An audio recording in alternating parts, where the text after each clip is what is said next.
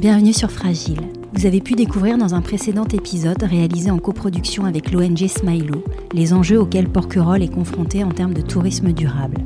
Pour approfondir la réflexion et en apprendre encore davantage sur ce sujet complexe mais au cœur des problématiques d'avenir de l'île, je vous propose d'entendre les interviews complètes de mes invités dans cette série de 3 épisodes. Pour nous en parler cette semaine, je reçois Anaïs Delègue, adjointe spéciale de Lille, et Laurence Cananzi, ex-vice-présidente de la Chambre de commerce et d'industrie du Var, référente tourisme et dirigeante de l'Hôtel des Mèdes à Porquerolles. 2020 a marqué un tournant pour l'île qui a vécu un été réellement atypique avec un besoin de défoulement post-confinement entraînant une augmentation significative de la fréquentation, beaucoup d'incivilités, des poubelles qui débordent, des temps d'attente dans tous les lieux d'engorgement, navettes, location de vélos, restaurants. Des plages bondées à terre comme dans l'eau, des toilettes en nombre insuffisant, une coupure d'eau impromptue sur l'ensemble de l'île. Même les commerçants en ont subi les effets pervers, une situation qui a fait dire aux visiteurs comme aux habitants de l'île que la limite avait été dépassée.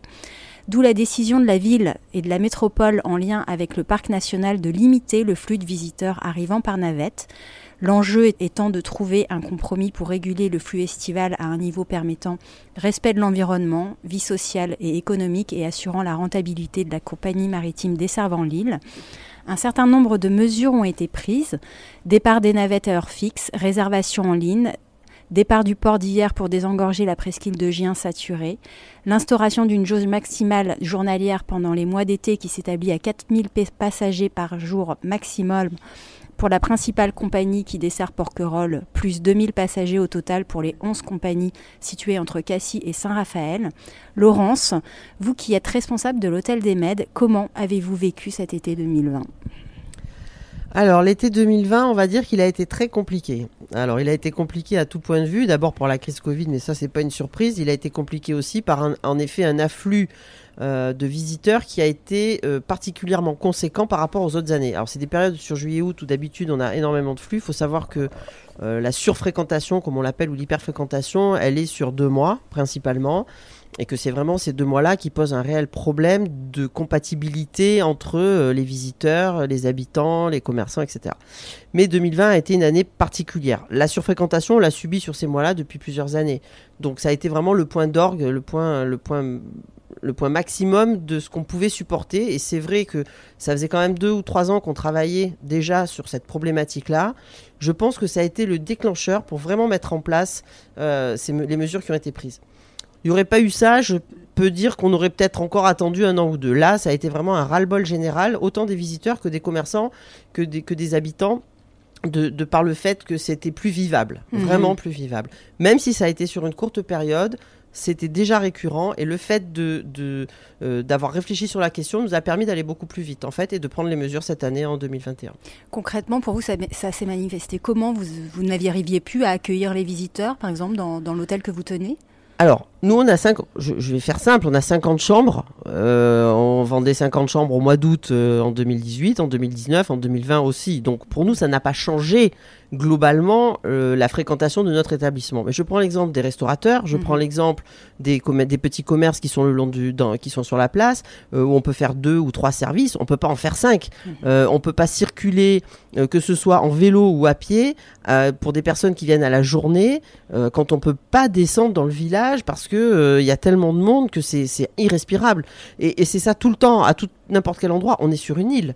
N'oublions pas que nous sommes sur une île et qu'on ne peut pas s'échapper, entre guillemets, dire on va aller dans un endroit où il y a moins de monde. Il y a du monde partout, tout le temps.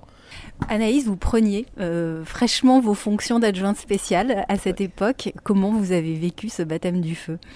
Ce qui a changé par rapport aux autres années, c'était beaucoup d'incivilité. On a eu beaucoup de petites infractions, alors de la petite délinquance, mais qu'on ne connaissait pas à Porquerolles. Des tags, des jeunes qui rentraient dans les villas ou qui allaient visiter les jardins, des jardins privés. Il y a eu des petits vols, il y a eu beaucoup de bruit, beaucoup de nuisances sonores. Bon, on sent que ça a été vraiment un été qui a stigmatisé la réflexion autour de cette hyperfréquentation, qui a eu la vertu de mobiliser les grandes instances de l'île pour que l'année suivante, donc l'été 2021, se voit appliquer cette instauration de jauge. Quel est pour vous justement le bilan de l'instauration de cette jauge ? Alors moi je pense que ça a eu un réel impact et un impact positif. Alors, il y a des ajustements, il y a des réglages à faire encore, mais les 2 années ou les 3 années, je vais dire plutôt de préparation, de la mise en accord de tous les intervenants du village, que ce soit les commerçants, les habitants, les loueurs de vélos, parce que ça a aussi un gros impact. Le fait qu'on ait tous discuté ensemble, même si on n'a pas toujours été d'accord, mais le fait qu'on ait vraiment travaillé tous ensemble depuis, et là, je dirais à l'instar du parc, puisque c'est eux qui ont initié cette démarche-là, c'est vrai que ça nous a permis de nous mettre d'accord sur un chiffre. Il y a des réglages qui vont être mis en place, et je pense que cette année, on a vraiment respiré. Par contre, il y a eu une véritable campagne de communication sur le fait qu'attention, il y a une régulation sur l'île. Alors il y en a même que je pense ça a freiné complètement. Alors c'était bien ou c'était pas bien, mais toujours est-il que cette année on a respiré. Et au niveau chiffre d'affaires, globalement, que ce soit pour nous ou pour les autres commerçants, moi j'ai fait un peu le tour. Tout le monde a tiré son épingle du jeu, on était ravis, on a travaillé dans de meilleures conditions, on a bien travaillé. On a eu des problèmes de recrutement, mais comme la France entière, pas plus, pas moins. Et malgré tout ça, on est arrivé à travailler dans de meilleures conditions, sans que ça pénalise notre retour. Anaïs, est-ce que vous pensez que les élus et les habitants sont prêts à aller encore plus loin dans cette limitation ? Je sais pas, je ne pense pas, et moi, personnellement, je ne le souhaite pas. Les mesures qui ont été prises ont permis vraiment de limiter cette surfréquentation à un niveau convenable, puisque que ce soit les habitants, les commerçants, tout le monde a été content de ces mesures. Au niveau de l'engorgement, on parlait tout à l'heure de l'engorgement, au niveau du bateau, au niveau de la route de Gien, il n'y a quasiment pas eu lieu l'année dernière. Je ne pense pas qu'il faille encore plus limiter la fréquentation, puisque là, il semble qu'on ait trouvé un seuil qui convienne à tout le monde. Vous partagez cette opinion, Laurence ? Oui, complètement. Alors, encore une fois, des ajustements, il y en a besoin. Lier le parking, par exemple, avec la réservation informatisée. Puisqu'on parle d'ajustement, c'est important de le préciser aussi. Pour moi, l'ajustement passerait aussi par le fait que la réservation automatique, elle doit se faire toute l'année. Aujourd'hui, je vois pas pourquoi on irait chercher encore plus loin un système qui, pour l'instant, satisfait tout le monde. Est-ce que c'est parce qu'on est en année Covid ? Pour moi, on l'est encore. Sur 2021, on l'a été et ça a bien fonctionné. Est-ce que l'année prochaine, ce système-là sera pérenne et on va pouvoir le pérenniser ? Pourquoi pas ? Moi, pour l'instant, je ne toucherai pas au fonctionnement, enfin, tout au moins au nombre qu'on s'est fixé et à la manière dont ça a été géré aujourd'hui. Cette jauge qui est fixée à 6 000 personnes maximum, elle correspond au seuil qui a été révélé par l'étude du Parc national de Porquerolles sur la capacité de charge de l'île. Or, on sait que les bateaux au mouillage sont nombreux et viennent s'ajouter aux milliers de personnes qui débarquent chaque jour à Porquerolles. Plus de 500 bateaux au mouillage comptabilisés la nuit, le jour entre 1500 et 2000 quotidiens. À Porquerolles, il y a des bouées payantes qui ont été installées pour permettre la rotation des mouillages. Qu'en est-il de Porquerolles ? Est-ce que vous savez Il y a un projet en cours également. Donc là, jusqu'à présent, on a parlé de la fréquentation avec les navettes sur Porquerolles. Le mouillage est une autre problématique qui a été prise en main par le Parc national, par la mairie. Et il y a une concertation qui a déjà commencé avec le Parc national et avec la mairie pour justement revoir tout le balisage autour de Porquerolles. Donc le balisage comprend des zones de mouillage qui seront réglementées. Voilà, donc on sait que ça va avoir lieu. Maintenant, on est en plein dedans dans le dossier, voir où on va les mettre, combien on va en mettre. On est vraiment en plein dans ce projet-là. Alors oui, les SMEL, comme on les appelle, zones de mouillage, sont à mon avis indispensables en effet sur Porquerolles. Par contre, je ne voudrais pas, moi, qu'on rajoute le nombre de bateaux au nombre de personnes qui sont sur l'île. Ça n'a rien à voir, à mon sens, parce que d'abord, les bateaux qui sont au mouillage, certes, il va falloir les limiter, il faut les contrôler, il faut les réguler, au même titre qu'on va réguler des personnes qui viennent sur le territoire. Mais pour moi, ce sont deux catégories complètement différentes. Un bateau avec 6 personnes à bord, les 6 personnes ne descendent pas toute la journée et faire une visite complète, louer un vélo, etc. Ils descendent à terre, 1 ou 2, ils vont acheter, ils vont faire 2 courses et ils reviennent, ou ils restent au mouillage. Donc la gestion du mouillage n'est pas, à mon sens, et on est un peu tous d'accord là-dessus, n'a pas du tout le même objectif, la même manière d'être traité que des personnes qui vont venir à la journée en visite sur l'île. Donc pour vous, il ne se cumule pas aux 6 000 visiteurs en navette ? Non, pour moi, non. Par contre, ils ont un pouvoir de dégradation du milieu marin 10 fois supérieur, et encore je dis 10 fois, peut-être je suis loin de la réalité, à des personnes qui viennent à la journée, qui vont rester sur la plage et qui vont se baigner.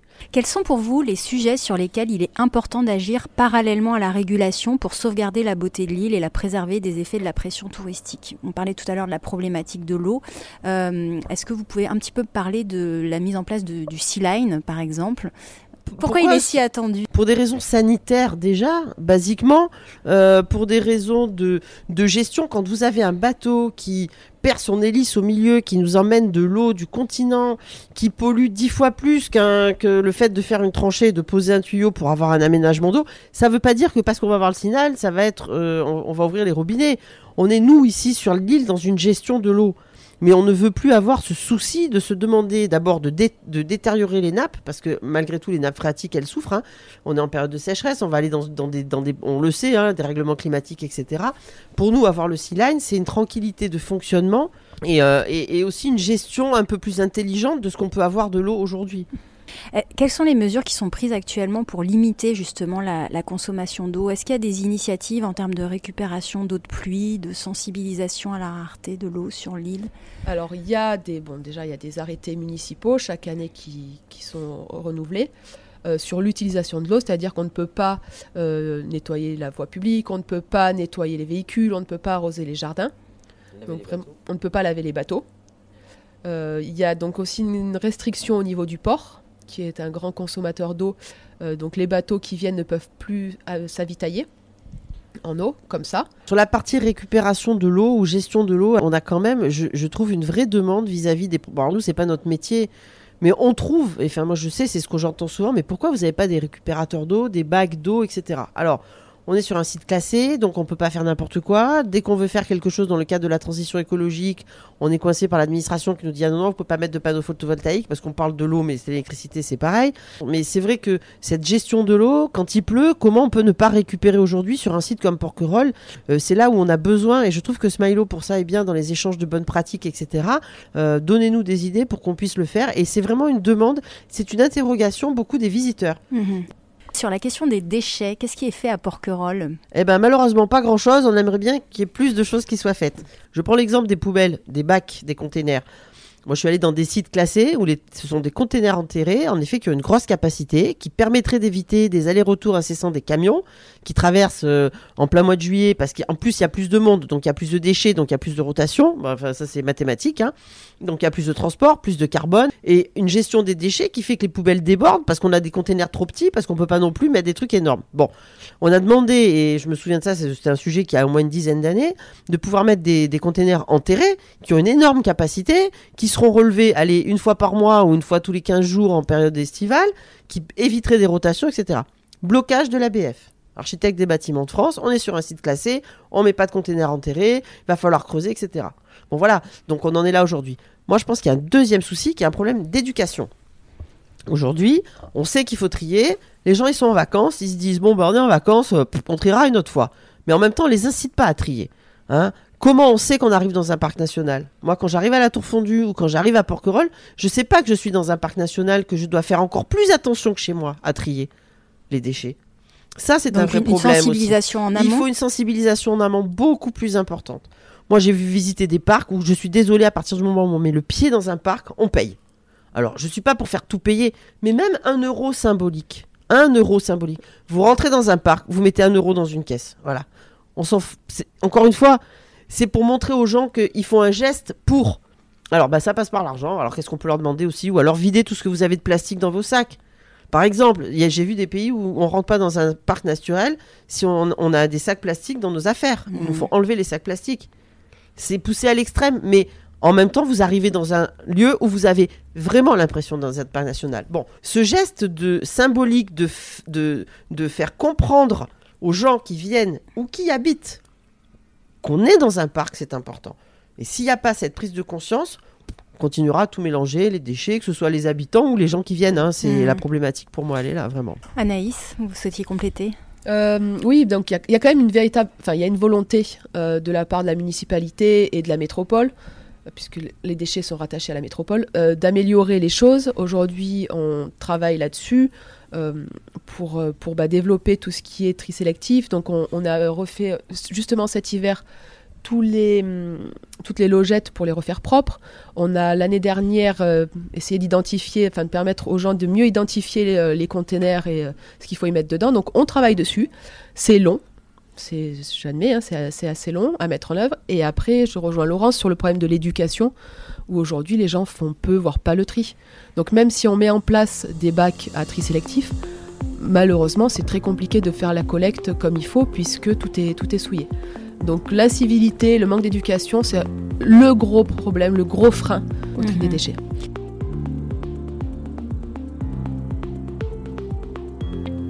Il y a par ailleurs une mobilisation des acteurs de l'île, notamment dans la démarche zéro plastique. Est-ce que Laurence, vous, en tant que dirigeante des MED, vous avez été engagée on est à fond dans le zéro plastique. Malheureusement, le quotidien fait qu'on est obligé d'en avoir encore un peu. Mais oui. Alors nous, on a supprimé tout ce qui était les petits verres à dents en plastique, les dépannages en plastique. Voilà, on a tout étant en non plastique, hein, de tout ce qu'on peut supprimer. En effet, bon, après c'est pas simple, hein, malheureusement on a encore des clients qui arrivent qui nous demandent des bouteilles d'eau. Là on est en train d'essayer de mettre en place des gourdes avec des fontaines. Mais ça aussi c'est de la sensibilisation. Alors c'est de la sensibilisation, oui, alors après c'est un coût quand même, hein, et c'est là où aussi il faut que nous on trouve notre équilibre financier dans la gestion. Donc cette année je pense qu'on va offrir des gourdes à nos clients logotisées en disant voilà, pensez à mon île, ne prenez prenez plus de plastique. Aujourd'hui la grosse partie plastique sur l'île, c'est les bouteilles. Après pour le reste, que ce soit les verres ou les couverts, tout ça n'existe plus. Les assiettes en plastique, on est tout en carton. Ouais. Tout en carton ou en recyclé, donc là-dessus il n'y a pas de souci. Même dans les sacs d'emballage où on fait les paniers repas, il n'y a pas un bout de plastique, quoi. Donc voilà.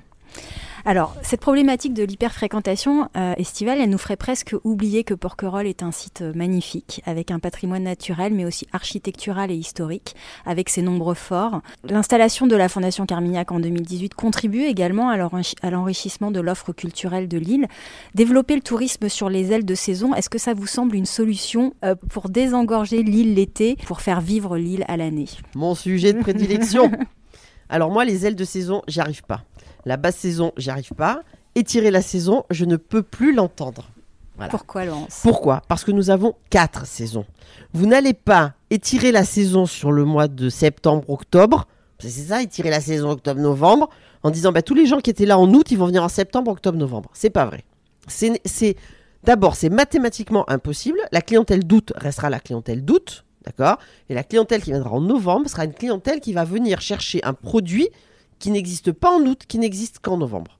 Donc, c'est un vrai combat de langage que je mène là-dessus. Alors, je fais exprès d'être très énervée, mais je le fais de manière systématique. Et j'ai des gens avec qui je travaille qui me disent maintenant « Oh là là, attention, j'ai pas dit aile de saison, je te promets, je me reprends. » Parce que vendre de la basse saison, vendre de l'aile de saison, c'est vendre un reste de produit, c'est faire des soldes. Et moi, je trouve ça inacceptable. Quand on voit Porquerolles au mois de janvier, au mois de février, là, j'ai amené des personnes qui arrivent de Marseille.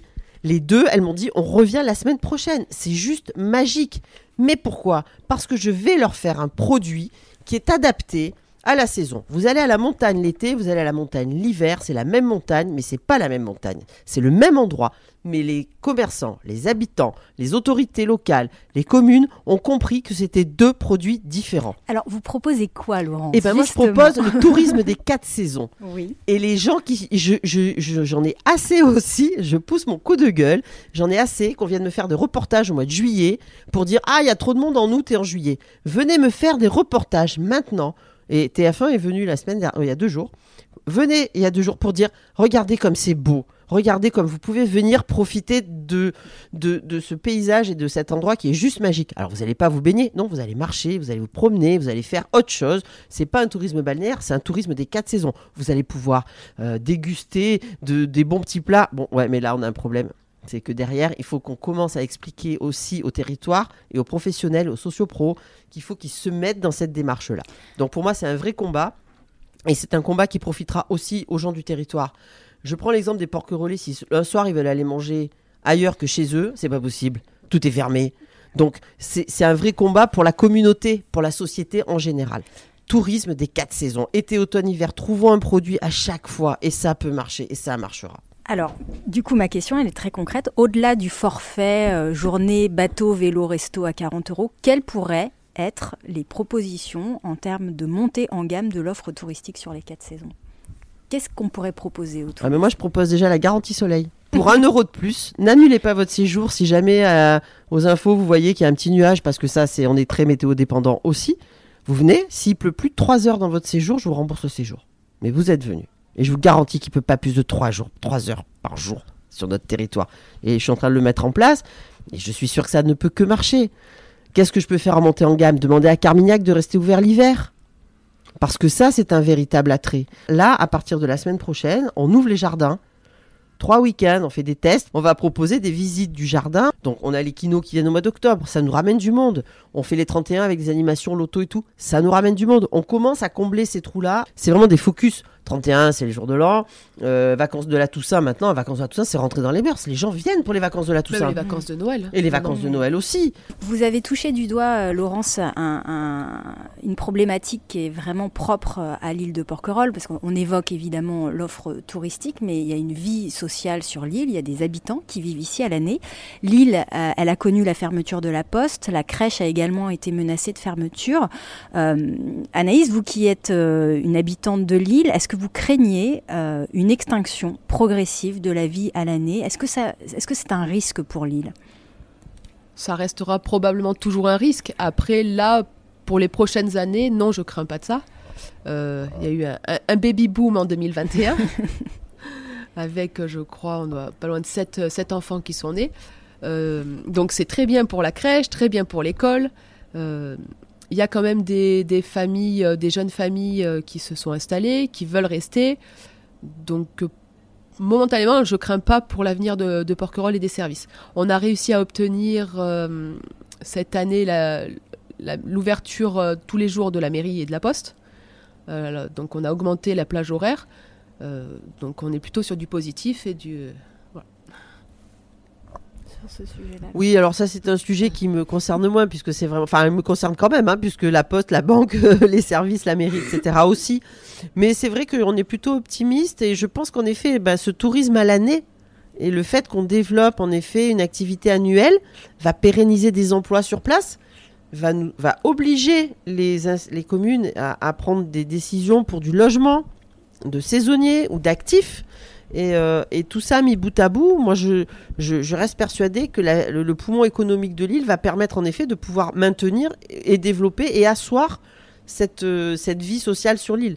Vous n'aurez pas de vie sociale si vous n'avez pas d'activité à l'année. Alors, on travaille de plus en plus longtemps, mais on est encore loin d'une activité annuelle, et c'est dommage, parce que pérenniser des jeunes, moi je viens d'embaucher, moi quand j'embauche ici sur l'hôtel, la première chose que je demande, j'ai demandé les contacts aux jeunes Porquerolais, à l'association des jeunes Porquerolais, je souhaite, d'abord c'est tout à mon avantage, et au leur aussi, c'est du gagnant-gagnant de travailler avec les jeunes du village.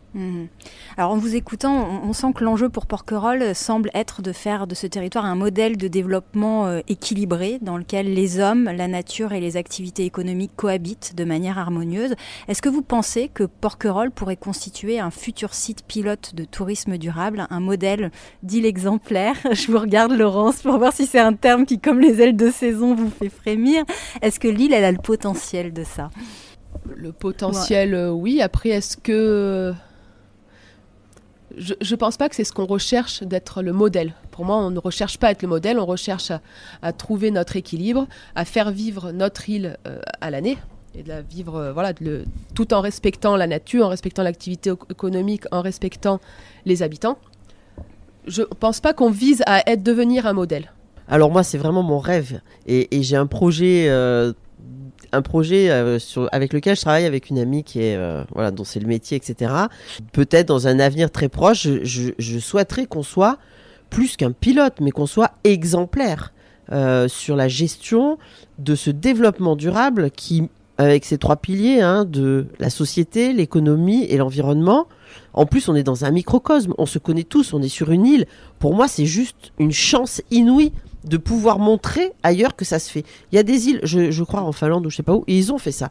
Et ça fonctionne, parce qu'ils ont ce schéma insulaire qui leur permet, en effet, de pouvoir le développer, de pouvoir le mettre en place, parce qu'ils se connaissent tous, parce qu'ils se sont entendus, et le travail qu'on a fait sur la régulation avec ce fameux seuil des 6 000, etc. Moi, je dis que pour nous, c'est hyper engageant. Alors la volonté d'être pilote, c'est pas pour dire je suis pilote, mais pour moi, je trouve que Porquerolles, ce serait pour elle d'abord une chance pour l'avenir. Déjà, mais c'est vrai que pour nos enfants, le fait que Porquerolles soit une île pilote. Moi, j'ai connu Porquerolles à l'époque où on faisait des feux de bois sur la plage d'Argent, la bouillabaisse. Aujourd'hui, c'est quelque chose d'inconcevable. Mais si on pouvait revenir à ça, parce qu'on aurait une gestion intelligente de tout le système. Aujourd'hui, on fonctionne par interdiction, par limitation.